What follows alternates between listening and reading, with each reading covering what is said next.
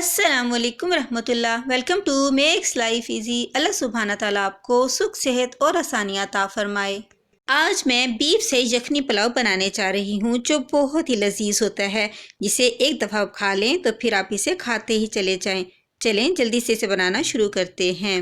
Half के जी चावलों से यखनी वाला पुलाव बनाने के लिए मैंने हाफ के जी गोश्त लेकर उसे अच्छी तरह से धो लिया था और फिर मैंने इसे एक प्रेशर कुकर में डाल दिया था और इसके साथ ही मैंने 2 दरमियाने साइज़ के प्याज, 2 दरमियाने साइज़ के टमाटर लेके कटिंग करके इसमें डाल दिया था और इसी तरह से मैंने आधी गट्टी इसमें लहसुन की भी शामिल कर दी थी।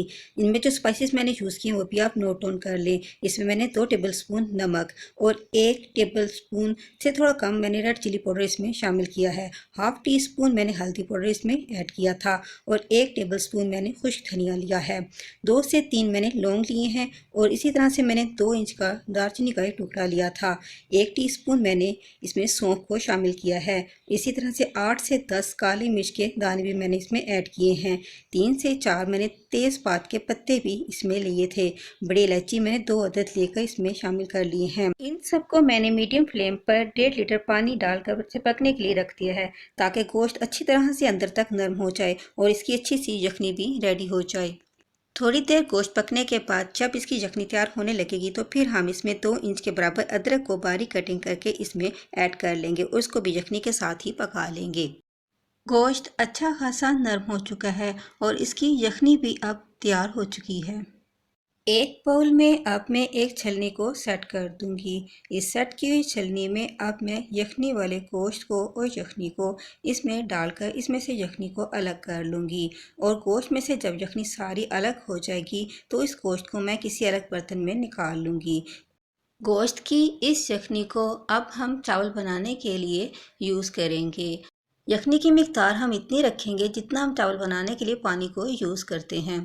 एक बड़े पैन में मैंने 1 कड़छी घी ले लिया है जिसे मैंने थोड़ा सा गर्म कर लिया है। जैसे ही घी थोड़ा सा गर्म हो जाएगा तो मैं इसमें छोटी प्याज जिसे मैंने कटिंग कर लिया था वो इसमें शामिल कर दूंगी और इसका मैं तड़का लगा लूँगी। प्याज को मैंने सिर्फ लाइट गोल्डन ही करना है। जैसे ही प्याज लाइट गोल्डन होना शुरू हो जाएगा तो फिर हम इसमें ये यखनी से निकाला हुआ गोश्त जिसे हमने यखनी से अलग कर लिया था उसे हम इसमें शामिल कर देंगे। इसे हम अच्छी तरह से भून लेंगे ताकि इसमें जो हमने प्याज और टमाटर ऐड किए थे वो भी अच्छी तरह से इसमें मेल्ट हो जाएं और गोश्त भी इस घी में अच्छा सा रोस्ट हो जाए। गोश्त अच्छा सा फ्राई हो चुका है। इसमें जो पानी मौजूद था वो भी ड्राई हो चुका है।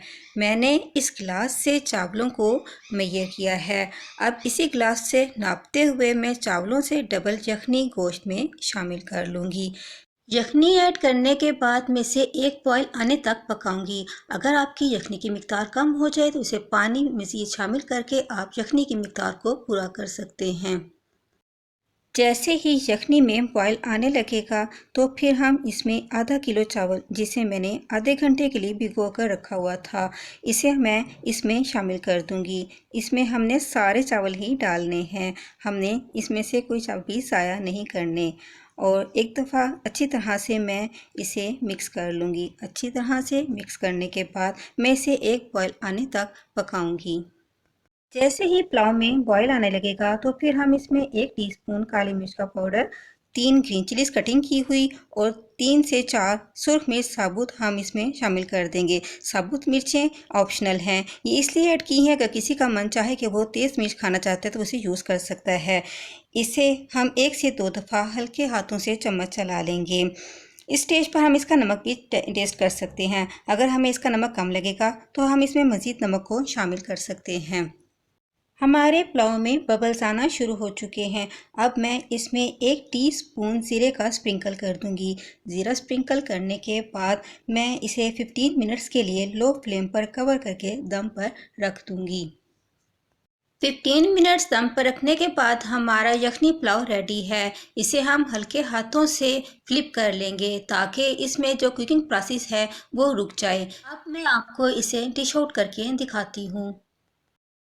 गर्मा गर्म बीफ यखनी पुलाव रेडी है। जब आप इसे एक दफ़ा बनाएंगे तो आप हर तरह के पुलाव को भूल जाएंगे। इसका टेस्ट इतना ज़बरदस्त है कि हर तरह के पुलाव को फ्लॉप कर देता है। इस मेथड से जब आप एक दफ़ा ये बीफ यखनी पुलाव बनाकर खा लेंगे तो फिर आप इसे बार बार बनाने पर मजबूर हो जाएंगे। मेरी इस रेसिपी को ज़्यादा से ज़्यादा लाइक और शेयर करें। चैनल पर फर्स्ट टाइम आए हैं तो चैनल को ज़रूर सब्सक्राइब करें, बेल नोटिफिकेशन को भी ऑन रखें ताकि आप मेरी ऐसी मज़े मज़े की रेसिपीज़ तक बआसानी पहुँच सकें। खुश रहें, खुशियाँ बाँटें। अस्सलामुअलैकुम।